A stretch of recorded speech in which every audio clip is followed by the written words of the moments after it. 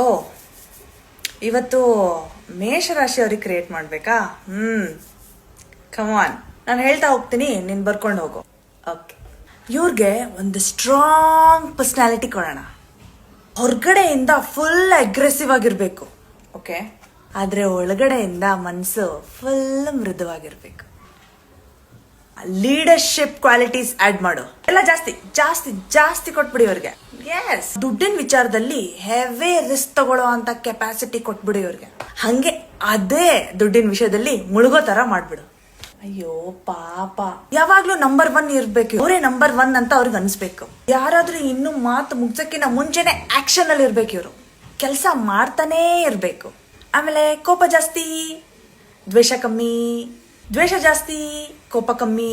ಈ ತರ ಇಂಬ್ಯಾಲೆನ್ಸ್, ಲೈಫಲ್ಲಿ ಸ್ವಲ್ಪ ಇಂಬ್ಯಾಲೆನ್ಸ್ ಇರ್ಬೇಕು ಅವ್ರದ್ದು. ಅಪ್ಸ್ ಅಂಡ್ ಡೌನ್ಸ್ ಕೊಟ್ಬಿಡು.